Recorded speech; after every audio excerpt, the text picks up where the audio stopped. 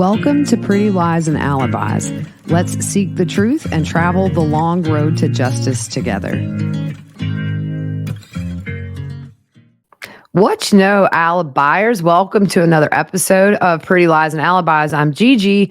I'm not going to lie. This is try number 3 to get this episode out. So last night, I did the entire episode, first shot, and guess whose mic was muted? That would be me. The second time, got 30 minutes in, the wind blew, my dog went haywire. He's so scared of any noise outside, barked so loud right outside the store. I just stopped and went to bed, not even gonna lie. So we're getting this out a day late. Sorry about that. I was going through my notes actually this morning, trying to figure out where we're at, making sure everything for next week is kind of lined up and where I want it. And y'all, we get into the 5-alarm loin fire story, and it is so bad. And I don't know if I'm going to be able to read this alone with a straight face. So I'm going to think about it over the weekend, but I do have a graphic just in case, but I'm going to figure this out before Monday or Tuesday when that's going to come in.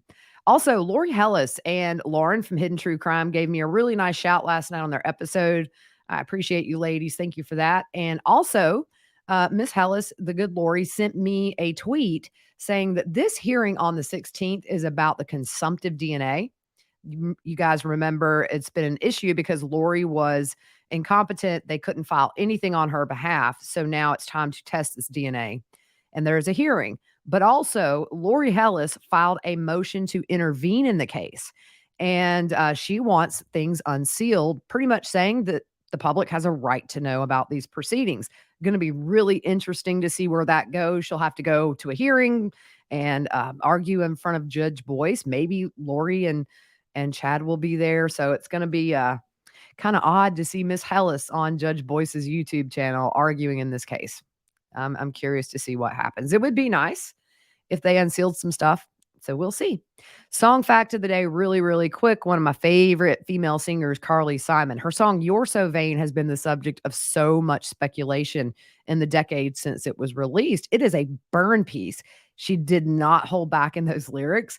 And so everybody's wanted to know who did her so wrong that she wrote You're So Vain in retaliation, essentially.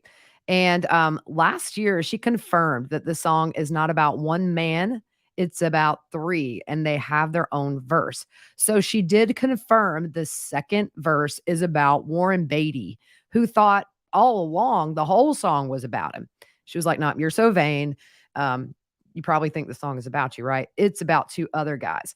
So the only other person that knows the identity of the 2 is former NBC Sports chairman Dick Ebersol, who in return for The Secret donated $50,000 to a charity near where she lives.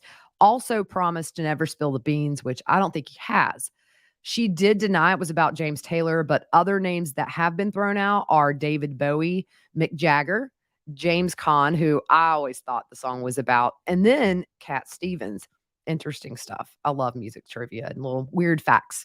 So last episode we left off, we kind of went through all of the interview with investigators, and then we talked about some of the discrepancies in everybody's testimony.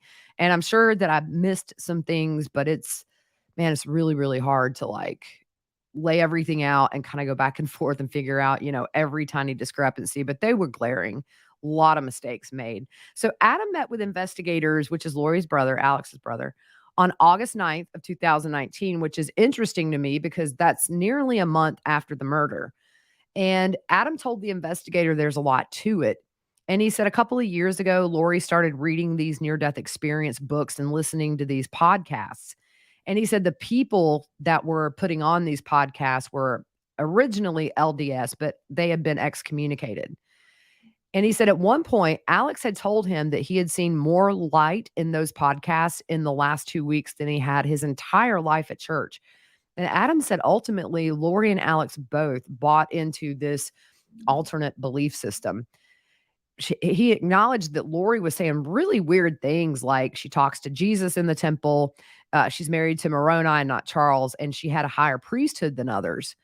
He said she also said she was on the mission to lead the 144,000.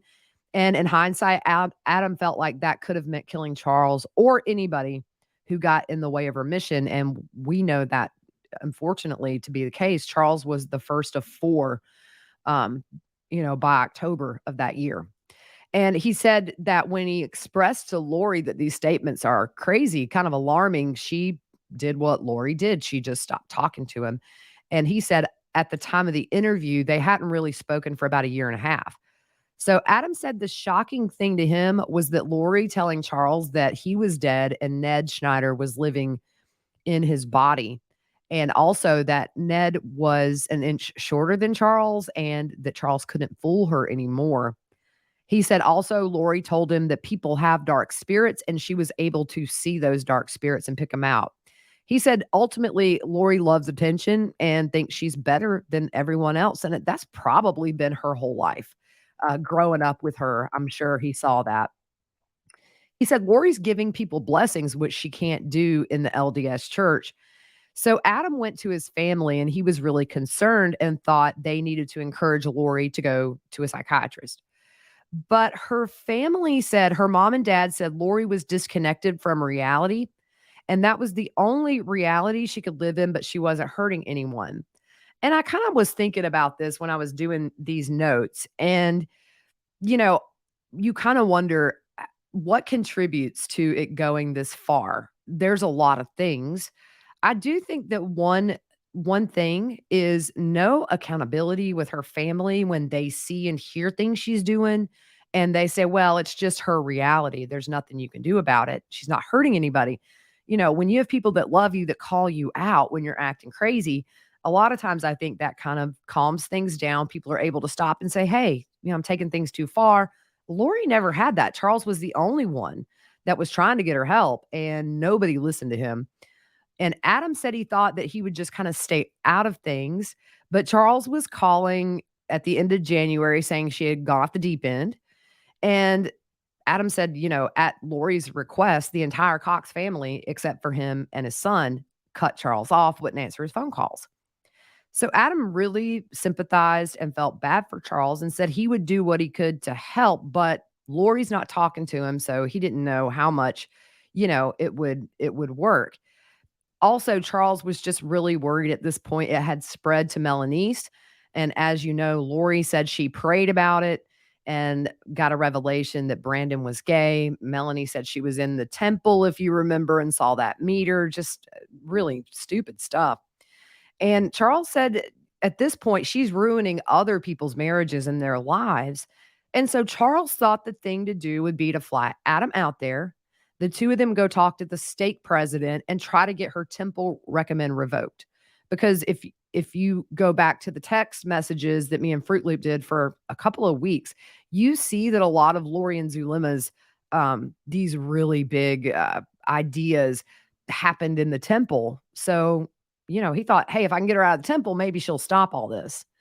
When Charles flew Adam out, we know he used his frequent flyer miles to get him there. But Charles wanted Adam to tell the family that actually his, at that time, wife, Nicole, had used her points because he was afraid Lori would run and know something was up if the family found out Charles was flying Adam there. So Adam said on the 9th, 2 days before the murder, he calls his brother Alex and says, "Hey, I'm coming into town. Can I stay?" At that point, Alex said he would buy a mattress. He could sleep in one of the bedrooms. But the next day, on the 10th, when Adam got into Arizona, he called his brother and he called Alex, but he never answered his phone or returned any of his calls or texts. So he went to his parents' house. The next morning, we know Charles was supposed to pick up JJ. And Adam recalls texting Charles. As we know, Adam was the last one that talked to Charles before he was murdered, other than the people in the house. And he recalled that, Al's here. They agree that they're up to something because Adam said that Alex had told him he had taken the week off to do stuff around the house. Adam said that didn't make sense because normally when Alex had a chunk of time off, he would travel to Colombia for really just sex tourism. He was a perv. So Adam said he warned Charles to be on the lookout. Something might be up, and Charles agreed. So he said after those text messages, he drove his parents to the temple. Then he went to hang out with his son. And of course, he didn't hear from Charles after those texts and thought it was a little weird. So he tried texting and calling Charles and got no answer. Same thing on Friday. He started to wonder kind of what was going on. And on Saturday, him and his son went to Tucson to visit a friend of theirs.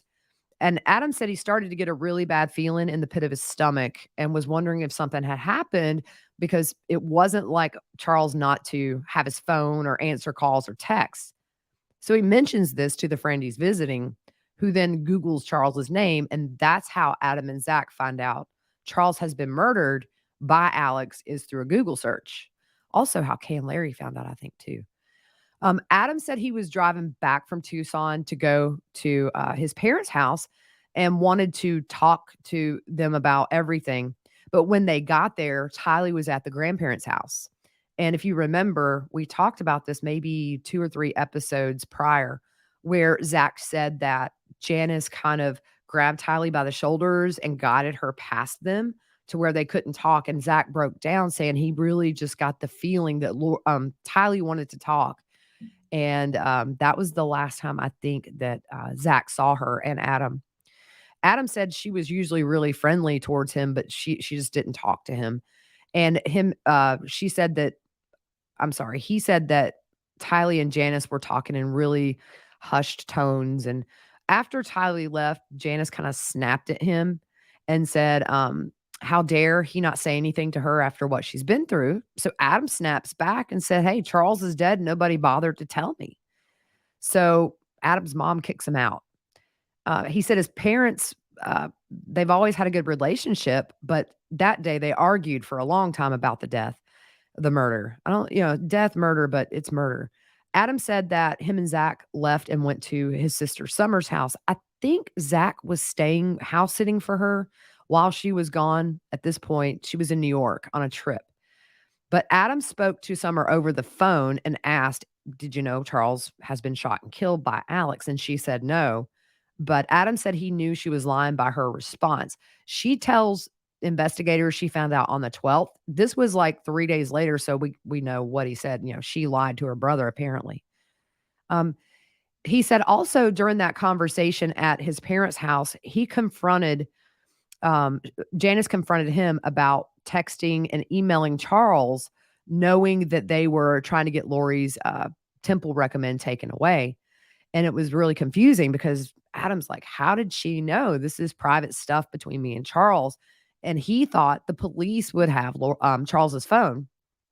But the investigator in the interview said that Lori had Charles's phone after the murder. And that's how Janice was able to see those text messages and emails. Now, this is a little contradictory right in the same sentence. It says the investigator said it was a couple of hours that Lori had Charles's phone for multiple hours until we realized that, and she eventually brought it back. Which was it? Adam said Charles always had his phone, and if Lori said he left it there, it was a lie. Didn't happen. He didn't believe this about any fight between Charles and Alex and said Charles wouldn't hurt anybody. And we know from pretty much everybody who knew and loved Charles, he was a gentle guy. Um, Adam said that Alex is an expert shooter, and he really felt like he shot Charles twice to make sure he was dead. Adam didn't understand the whole doing CPR theory. Adam said, who does CPR on a person that just tried to kill you and you shot? He said there were just a lot of red flags. So then Adam wanted to know, was Alex ever hit with the bat? So the investigator tells him that he had a little mark on the back of his head, a little boo-boo, and he denied medical attention. And Adam said it was probably Lori that hit Alex with the bat after Charles was killed. So Adam didn't know anything as far as what happened inside of the house or what the story was. So the investigator kind of gave him a rundown of what happened, the foundation of the story we all know. He wanted to know if Tylee saw the murder, and he was told she was outside at the time of the shooting. But Adam said Lori thinks death is just nothing. He said it was strange to him that Joe Ryan died at a time when she really needed money and that Lori got $50,000 from that and Tylee only got $2,000. Somehow I didn't know that. And then here's the thing too that Adam says that I have been asking myself all week.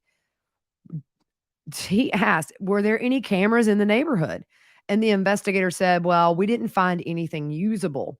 But I'm going to tell you, when you read the Gilbert police report on the attempted murder of Brandon by Alex, there are pages and pages and pages of this document where they're going from house to house. They're interviewing neighbors. Did you see anything? Did you hear anything? Do you have a camera? So far, I've looked through this document probably 50 times. I haven't seen where they asked one neighbor if they had any cameras or heard anything. Just I don't know that they ever did, and that could have answered some questions. Did Charles go back out to his car and go in if by chance a neighbor in that line of vision caught it? Man. So, Adam said that Alex lives close enough to Lori that he could have just drove over and not spent the night. Here was something that really, really shocked me. I don't know why the police weren't notified of this, but he said that Alex and Lori planned Joe Ryan's death. He said that they found out that Joe allegedly had molested both Colby and Tylee. And when Alex found out about it, he told Lori he would just take care of it. So the plan, according to Adam, was they were going to tase Joe, put him in the trunk, take him out to a field, shoot him, and bury him. Alex, as we know, he tased Joe. Adam said the plan didn't work. He said Alex went to jail for a year because of this. We know it was 90 days, but even joking, I don't understand why people that heard this didn't go to the authorities.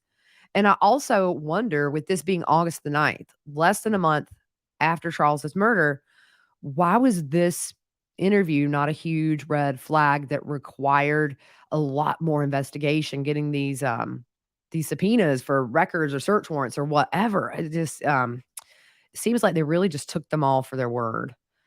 So Adam acknowledges that Alex was excommunicated from the church, but he said Alex also believed Lori when she said, "You can do whatever you want in this life because you can always be saved." Adam thought Alex really just loved that theory because he could go out and sin and do whatever he wants. So he said the family, cut Charles off even though he paid for everybody's phones. We've seen those Verizon records. It was like 22 lines, over $1,000 a month. He said that Charles had bought them cards, including Lori's parents. So Adam said also after his visit, his mom sent his now ex-wife a message thanking her for using her points to fly Adam out there, saying they loved his company. But here's the thing. Number one, Janice already knew Charles used his points and she kicked Adam out. It's not like she was enjoying that visit. Just really fake. On the surface looks, let's look great. He thinks that his mom knew more and was covering for Lori and Alex, and he really felt Tylee had to have known more too. He said that Lori didn't tell anyone where she was when she disappeared because Charles was trying to divorce her, and he felt she disappeared so that they couldn't serve her with those papers because that would change that life insurance policy. Clearly, had the divorce papers been served, Charles would have changed that beneficiary most likely to Kay anyways, because, he knew Lori was off the rails.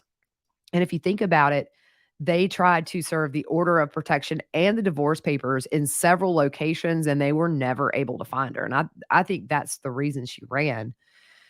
Adam said he's lost his entire family over this, and they feel like Alex is a hero for saving Tylee. He said Charles would have never hurt Tylee, and he didn't really know if this was money motivated or because they literally thought that Charles was Ned. He had also heard from some other family members that Lori had changed her story about what happened around 3 times. This were some uncles that told him that. And he said when they were arguing, him and his mom, he yelled that Lori and Alex murdered Charles, and he said his mom's eyes got really huge. He thought it was just weird that nobody in the family was upset about what had happened with Charles. And you think about it, Charles was not in this family for a year. He was in this family 13 years. And not only that, but he was good to this family. He paid their bills. He took them on nice vacations, got them cars. And then just at Lori's word, he's ghosted. That had to have been just so hard for him to deal with. Adam said the whole family had also cut off communication with his son.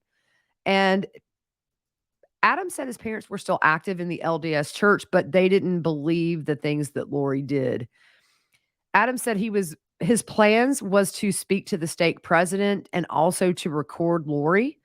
He said he wasn't able to do either one of those things. And Adam said the stake president had interviewed both Charles and Lori. He was trying to get this temple recommend yanked in the hopes that it would snap her out of it. But he felt that Lori lied to the stake president because she had given Tylee blessings and was not admitting to that clearly. So Adam said Lori told him she could be shot, nothing would happen. And also, she didn't have to eat anymore because she was a translated being. When he talked to his parents about that, of course, she's not hurting anybody. Leave her alone. He mentions Melanie Gibb as a friend who buys into all this stuff as well. So at the end of the interview, Adam was asked if on the day of the shooting, if he did call Alex, like he said he would. He said he was going to ask Alex to come pick him up right now and take him somewhere. And Adam said he thought he called Alex, but Alex didn't answer and didn't return any of his messages. Adam said that the point was to try to get him away from Lori, but, that didn't work. So that was kind of the end of the interview with Adam. There was a lot more, but a lot of it's just repetitive stuff we know. On 2020, earlier this year, Adam was on there and he said Janice has talked to Lori since she's been in jail. She said she's the same as she's always been. Jail hasn't affected her at all. Janice told 2020 when her and Summer were on there that they all loved Charles and he was the best of her husbands. And, it's just in hindsight to say that is one thing, but the way you treated the man, you didn't love him. Alex had told Janice he didn't have a choice about killing Charles. She asked Alex how that made him feel, and he said terrible, but he would do anything to protect Lori and Tylee. And Alex was a hero to this family. And Adam made the point we all kind of feel if Lori and Alex had been arrested for Charles's murder, we wouldn't be where we are today. And I fully do believe that. Adam said in the end, after the murder, him and his family left Phoenix worried that their lives were in danger. And I bet he did. He thought for 2 months that they would be killed. So he said he slept with a gun and he thought Alex at any point was going to bust up in that door. I'm sure that was terrifying. They knew at this point, Charles is murdered. Adam was the other one trying to get this done. So enemy number one. So we move on real quick to Summer's interview. Lori's sister, interestingly enough, on that list of trusted people that Chad did for Lori, she was only a 40 out of 100. I thought that was something to look at there. Janice was a 15 and Barry was an 8. Now, I wonder because we know that with the dark and light scales, Tylee was listed as dark. Joe Ryan was listed as dark. Charles was, I think, listed as dark. You go down, Kelsey, Colby's wife, was listed as dark. And it's almost easy to see who Lori just didn't like and express that to Chad because they're dark on that list. Adam was a 0. Melanice was an 85. So Summer's interview took place October 1st, 2020. And so we know at this point, the kids' bodies have been found. Chad and Lori both are in jail at this point. So this took place in Arizona, but these were detectives from Idaho, Detective Hermosillo, Lieutenant Ron Ball. And Summer had her attorney, Garrett Smith, there. And as you guys know, her attorney recorded this conversation that she had the first time she met Rob Wood. And he was telling her that they were going to maybe file some conspiracy charges. If you remember, Summer asked if this could be a death penalty case. And that ended up resulting in some motions to disqualify the prosecutor. We're still sort of dealing with that now. So long of lasting effects, just things throwing rocks, in front of the skateboard to trip you up. And, it just seems like sometimes these hearings and everything takes the focus so far off the victims, and it's frustrating. So at the beginning of the interview, Summer just kind of gave a rundown of her upbringing and family life. And the detective said one point of interest is Summer said Lori is a very private person. In spite of the fact she's been married several times in the past, Summer was never invited to a wedding, which is odd. I know the first one was kind of a quickie high school wedding. Then you have Colby's dad, but like Joe Ryan and Charles, um, you would think, at that point, 1 out of 4, they would have gotten an invite. So when Summer was talking about Charles, of course, in hindsight, they all love Charles. She said he was nice and generous. And Summer said that in January, Lori called and said they had gotten into a fight because Charles had other girlfriends and had been with prostitutes. Now, if you guys remember in that Gilbert camera footage when Tylee, Lori, and Melanie Gibb went to the police station to make the report about Charles taking her purse from her car, Lori told the detective that she had proof Charles had cheated. Later on, Melanie Gibb asked her, "Do you have proof?" And Lori said, "No. I know how to handle the police." So it's just ironic that it seems like Summer was the only one who was shown proof, but then air quotes, that Charles cheated. So Lori, of course, told Summer, "Don't answer any calls." Charles did call. She said he was freaking out about Lori being gone and that Charles would often call her or her husband when he was unable to get in touch with Lori. She said her relationship with Adam was good before all this, but it got bad because Adam was 100% helping Charles. And she said from her vantage point, Charles seemed to be in the wrong because he was freaking out and Lori was calm. So, just as an adult, you would think you would get both sides of the story. It's the adult thing to do. This is middle school. Like, I trust what you say and just gonna, be a bully with you. So she said that, Charles would say Lori was crazy and needed help. And Summer said Lori had talked to her about these religious beliefs, but nothing was like what Charles was reporting. But ironically, in the report somewhere, it did say that they think that Summer shared some views that Lori did. They didn't say which ones. I thought that was always interesting. She realized everything Lori ever told her that, well, like I just said, she never got the other side of the story. She never saw any signs of distress in the marriage except for that episode at the end of January. It was really the first time she had seen any big problems, which again should have been a kind of a red flag for her to get the other side to see what was going on. She did say that Charles loved Lori very much and that he would come back from business trips and be all over her, wanting her attention. She kind of thought maybe that was a source of stress between Tylee and Charles. And she said Tylee was very sassy, and she acknowledged that Charles and Tylee argued often. She said one time, and this was when Charles showed up at Alex's house when Tylee is staying with him and wanting to know where Lori was. So Tylee apparently recorded that encounter on her phone and played it to Summer, and it upset her to see how Charles was treating her, according to Summer. She said that Tylee and JJ were super close, that Tylee took care of JJ a lot and loved him a ton. And she said, really, this is the one thing I can agree with Summer on, that Tylee had to have been killed first because she would have never let them hurt JJ. She said the relationship between Alex and Charles was close. They would spend time together on the weekends. And actually, and she said she saw Charles's final will and testament. And out of the 4 friends he mentioned in that document, Alex was one of those. She said in that document, Charles wanted to be cremated and did not want any kind of a service. She said Alex was excommunicated twice. He couldn't live by the standards of the church. And she said Alex had a difficult time with sexual behaviors. It's putting it mildly. Summer said that she knew because of his sex addiction, he would go to South America a couple of times a year to look for what he called his future wife. But a couple of years before his death, she said he became devoted to the church again and wanted to be rebaptized. And that's obviously not the LDS church, either the Church of Chad or whatever. She said his patriarchal blessing that was given to Alex, she talked about that. And Alex told her he felt like that brought him out of the darkness and he was in the light. She said at the end of June, right before the murder, she was at Lori's new house, the one Charles would be murdered in. They were putting together some patio furniture. And according to her, Lori showed her some text messages from Charles, and I don't doubt she did. It ranged from Charles wanting to talk about a bill to telling Lori, your end is coming, your days are numbered. And Summer told Lori this is not okay. And that Lori responded, he's just on a rant, he'll be fine. But she said in the following days and weeks, she found out Adam was coming into town. We know she knew and was feeding Lori this information because we have proof of that.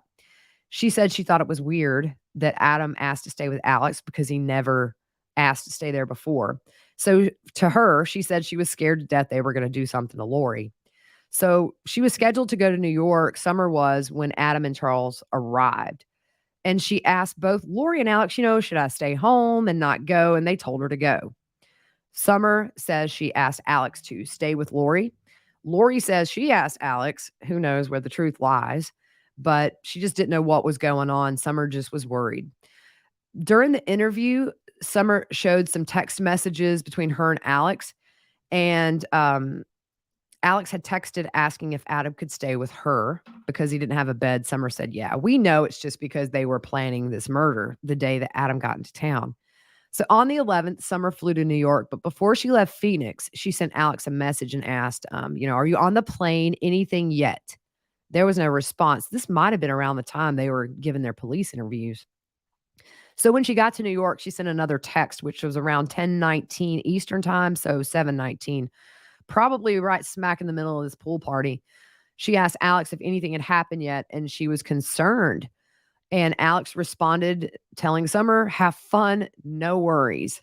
Geez, not, hey, Charles is dead. It didn't even give her the bogus story of what allegedly happened. She said she learned on the 12th, which was the next day, that Alex had killed Charles. We know now she did lie to her brother. She said that she felt like Lori and Alex just wanted her to not worry on her trip and were protecting her. So when she got home, she talked to the three of them, Lori, Tylee, and Alex separately, and she thought their stories were consistent. And it's the same version we all know, so we're not going to rehash it. But she told investigators that Alex said Charles was tossing him around like a pancake. So we have that whole discrepancy of Alex said, I got turned around, he hit me. Lori says they're grappling, he's whacking him with the back consistently. And then at the end of the interview, Alex says, we went to the floor. So now he's tossing him around like a pancake. It's just, Summer says she doesn't know what's true. She does believe Tylee because she saw the trauma it caused her. Now, here's something that is a contradiction to another thing that was said in the police interview. Tylee told Summer she heard the loud noise, didn't know if it was the bat hitting the floor hard or a gunshot. But after hearing the shot, she heard her mom scream. You guys remember, Alex made super clear the entire time in his interview, Lori and Tylee aren't here. They're not in the house when the shot happens. Lori gives a completely different version. I ran through the kitchen. Now there's mirrors everywhere. She acknowledges that Alex was in front of Charles. They didn't say a thing to each other because they were in shock. So according to Tylee, her mom screams. Alex didn't hear or see her scream. Just you see how this all adds up. How at this point, again, was that not something that investigators felt like, we've got a timeline discrepancy. We've got different stories about, did you call her? Alex says no. Lori says yes. You've got them saying nobody was in the house. Alex saying the girls were gone. How are these little things not just picked up on? It's so hard to read these documents, guys. It's just missed opportunity to stop a lot of this. So Lori also told Summer that they left the house without shoes on, so they stopped to buy some flip-flops. Now, here's the thing. Lori was seen on surveillance entering the Walgreens with shoes on. So did she toss those shoes to get rid of some evidence, I wonder? Because here's the thing.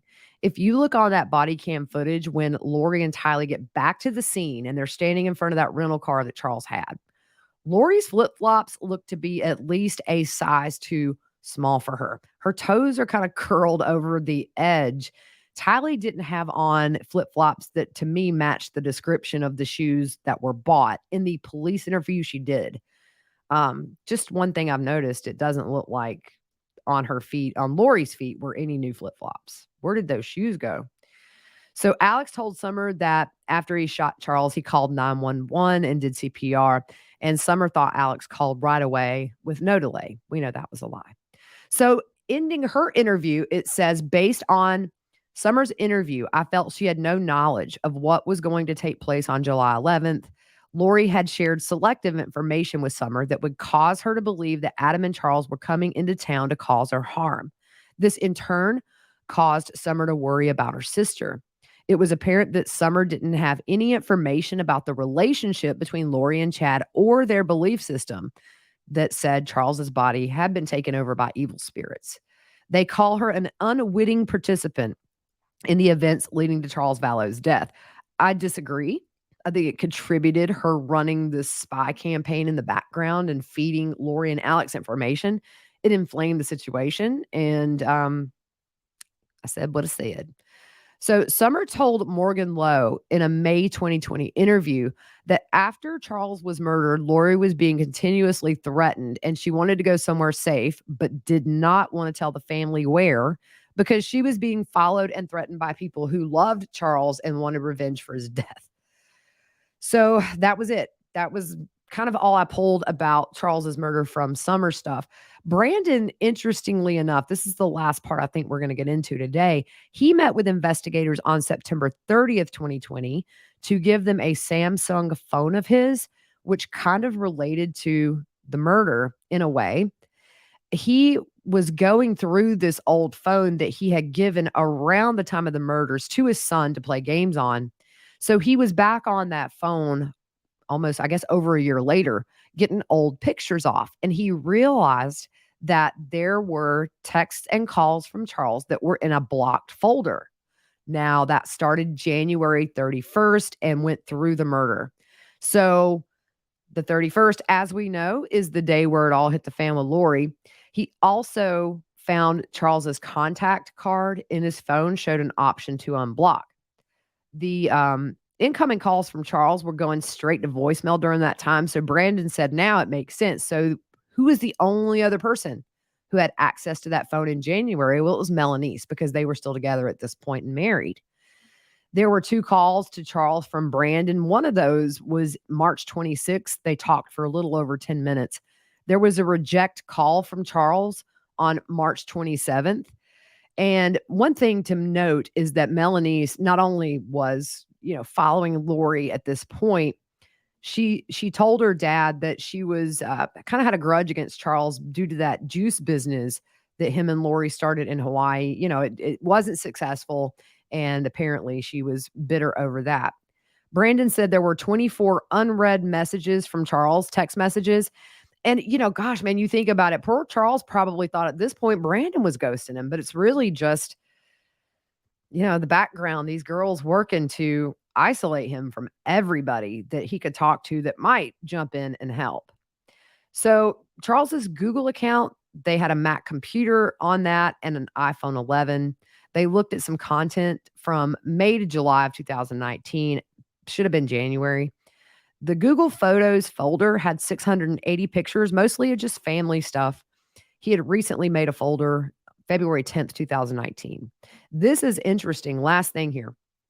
At some point after Charles's murder, Kay Woodcock, Charles's sister, told Nate Eaton from East Idaho News, after his death, I think there was $9,000 in the business checking account.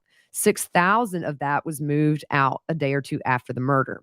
And a couple of days after that, $3,000 was withdrawn. So Lori texted or emailed Kay and said, "Hey, KK, did you take the $3,000? I said, "No, I did not." Kay said, "I know she got the money. She was trying not to look bad, I guess. She moved it to another account. They had accounts that Kay had no access to." So if you remember, Charles had given Kay access to some of the accounts when Charles and Lori had that brief reunion. He gave Lori the passwords and, So anyways, we're done with that. Next episode, it's a really quick interview with Colby. One interesting thing, though, is on July 12th, the day after the murder, somebody called in a welfare check on Charles in Houston. And I've never seen who did, but Detective Moffitt from Chandler, he inquired about that on August 16th of 2019. And so I don't know who that was. I don't know if it was Adam or what, but somebody knew something was up and Charles was worried. All right, guys, I'm going to end it there. I think I just got this episode out. It is a miracle. I'm going to tell you guys, I was almost in tears last night. Sat in here for 2 hours with nothing. But here you go. We'll see you guys on Monday. Really hope you have a good rest of your weekend.